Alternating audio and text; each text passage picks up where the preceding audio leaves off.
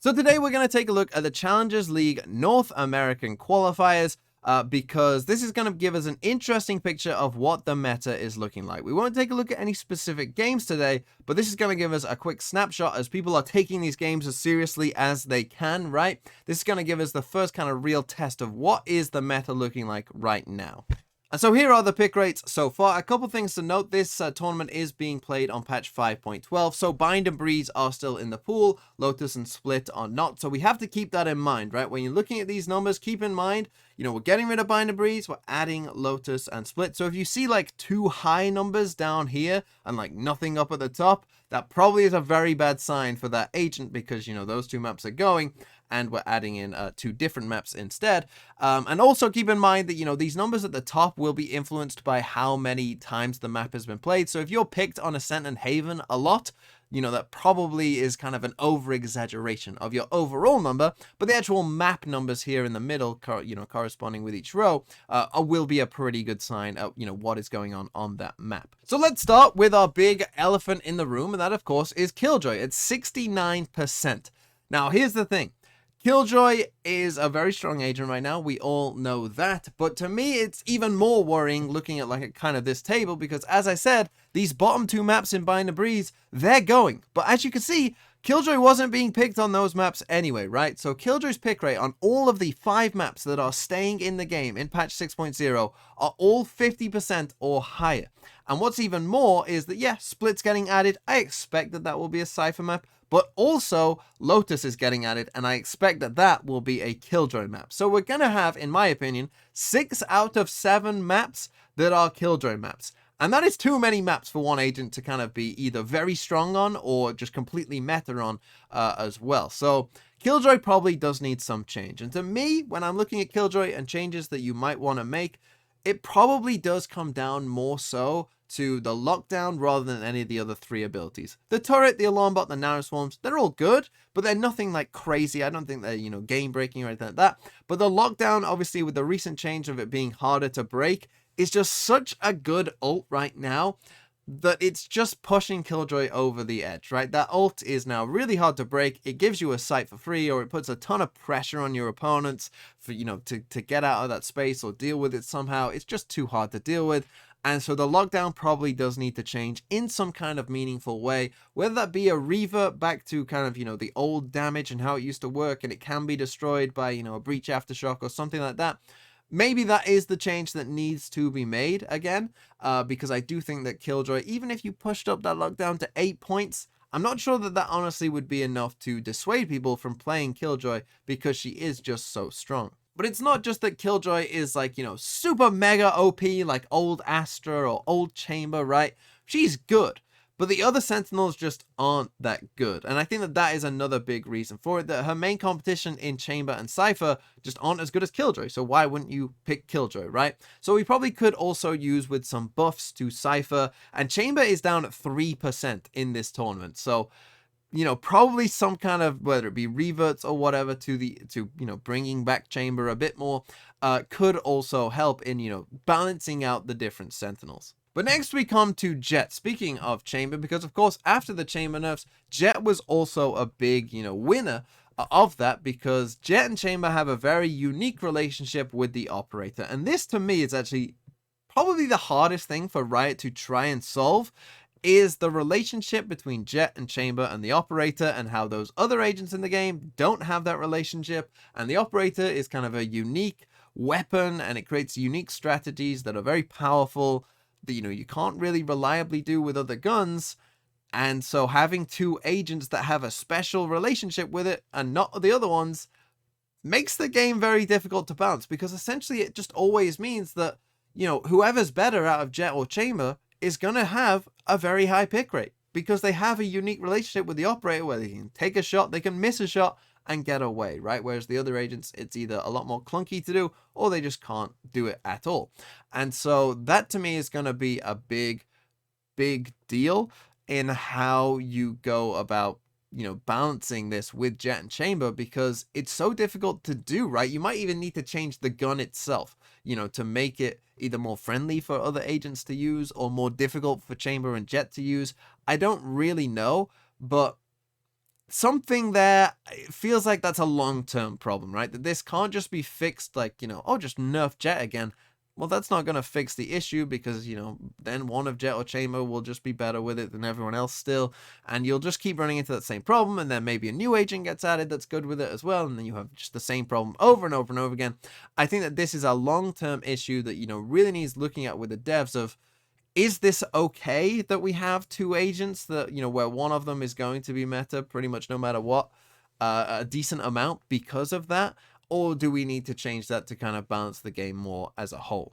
And then we start to come down the list a bit more. And to me, Killjoy, Jet, that whole operator problem, those are kind of the problems right now that I would say, look at fixing them. The rest, I think I'm kind of okay with for the most part, but we will take a look at the other two agents who are hovering either above or around 50%, and that is Sova and KO, and whether these two need a nerf. And let's start with Sova.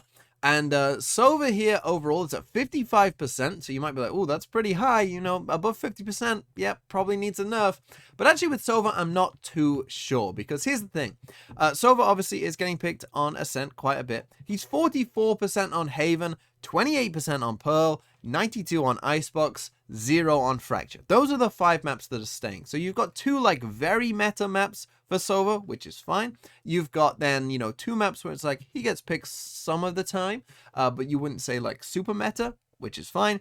And then you're adding in Split, where Sova will be 0% most likely, and also Lotus. And Lotus we'll have to see. I do think that Sova might see some pick rate, but not like, 80, 90% on Lotus, but we'll have to see. It's possible he could see quite a bit of pick rate. I'm not ruling it out, but we'll have to see, right? And so for Sova right now, I think, okay, if you're going to be like meta on 2 or 3 maps out of 7, that I can handle, and that I will take over, something like Killjoy where it's 6 out of 7, or Jet who's like approaching like 5 out of 7 perhaps as well. With Sova, we're only potentially looking at 3 out of 7, so I'm not too worried about Sova overall. And the same could be said for KO as well, where you've got 90% on Ascent, Haven only 6, Pearl 63, Icebox 30, Fracture 42, and then you're looking at Split where I would expect somewhere in the range of about 30 as well. But Lotus could be another high map for KO, but overall you might be like, that's honestly not too bad. We can probably deal with that. And KO has a weird thing where his win rate in ranked isn't that good, so maybe you don't want to nerf him too much, but he is very strong in pro play.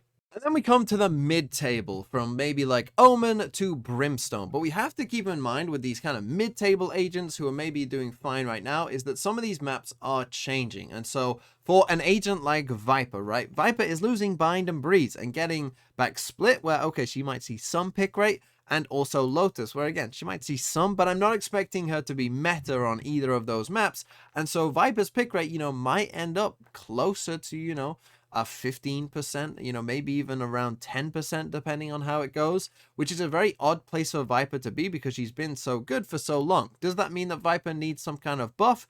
Probably not, but, is something to keep in mind that some of these agents with these map changes, will be seen less than perhaps they have been historically. And then you've got another example of this of Brimstone, who might be in some trouble because Brimstone is losing Bind, but he's getting back Lotus and Split, and really I don't think that those will be Brimstone maps.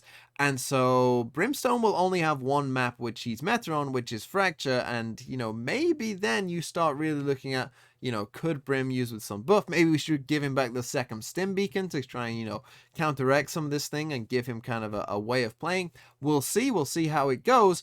But I do think that, maybe that is something that the devs need to look into, that Brimstone really might be struggling with only one meta map and then pretty much nothing elsewhere. But now let's take a look at the bottom picks as well, where we've got Skye, Neon, Reyna, Yoru, Phoenix Chamber, and Harbor all below 10%. And if you're below 10%, that's where I start looking like, okay, you probably need some kind of buff, right? So Skye is in big trouble. Skye's at 9% right now. A lot of that is coming from Bind. Bind is leaving. Skye honestly might go down to 1-2% when all is said and done. Skye, I think when compared with KO, needs a buff, and a significant one as well, to bring her in line with the other initiators who are so strong. It's not even that Skye is that bad, but the rest of her class is just so good that she really just kind of, isn't worth picking a lot of the time, and especially in losing Bind. that's going to be a big loss for Skye as well. Even if she is going to be okay on Split and Lotus, it's not going to undo losing Bind, I don't think, for Skye. And so Skye, I think, needs some kind of buff. Be that, you know, the Skye bird telling you how many people got flashed. That could be the kind of change that they want to make. Maybe you make the ult 6 cost as like a reason of, you know, if you have a free ult orb a lot, yes, Skye's ult is pretty good, but make it 6 cost so that you can just keep using it over and over again. And that might be an advantage over playing her over KO, who has an 8 cost ultimate, right? So again, small things like that I think could be pretty big for Skye, but I do think that that is the kind of level of buff that Skye is going to need. Okay, quickly let's touch on Neon as well, because this is a big shift, because Neon was, you know, very meta on Fracture, but that it seems has changed, because her pick rate on Fracture right now is only 28%, whereas Raze's is 66%. So we've seen a pretty big shift of going away from Neon and towards Raze on Fracture, and that is a worrying sign for Neon, because if Neon isn't meta on Fracture, she's not going to be meta on any map, to be honest, and so that is a big kind of surprise and a big shock to me that this kind of, you know, has, you know, been kind of like changing a little over time, but now it's just like fully gone. Neon gone, Raze in, let's go. And so Neon might need some kind of buff as well to just bring it in line with Raze, you know, try and bring her up to Jet if we can. Some kind of buffs, it seems, is needed for Neon also. Then we've got Reyna, Yoru, and Phoenix, who we all know have been bad for the longest time. Reyna is kind of, you know, her own kind of thing, where obviously she's meta in ranked and whatnot, but not in pro play, so that you kind of can't fix. But Yoru and Phoenix definitely do need some kind of buff. Obviously, they have done for a very long time, and they still need to be worked on. Then you've got Chamber at 3% as well, who is, you know, really struggling down there and probably does need some kind of, you know, revert, whatever you think is like the easiest way of reverting him. And probably the best way of doing this is to just slowly revert him, right? Just slowly bring him up again, slowly. Don't change the rendezvous, please. You know, make the headhunter bullets 100 again, right? Something like that. Make the tour de force a bit better again, right? I think that those kind of changes, just to bring him up, maybe get him around that 20% mark, is ideally what you want. I do think we're seeing probably a bit of an overreaction to Chamber, and with Killjoy getting the lockdown buff as well. You know, I do think this is probably a bit of a stretch to go all the way down to 3%, but, you know, he probably could use some help to get back up to around 20. And then finally, Harbor, who again probably needs some kind of buff. I know a lot of people talked about rotating the Cascade Wall. I think that that would honestly be a very good change for Harbor overall, because it's just a bit clunky to use right now, you know. And then there's plenty of other suggestions out there for how to make Harbor better as well. Obviously the devs do think that, you know, people are taking their time in learning how to use Harbor, which is probably fair enough, as he is, I don't think, the easiest agent to fully master, but I do still think there is, you know, improvements to be made to Harbor overall. And so that was kind of a quick meta snapshot of what is going on and what agents you should be playing, what agents you might want to be avoiding as well. Let me know what you think down in the comments below. What changes would you make to some of these agents? And are you happy that we have our new Killjoy Overlord?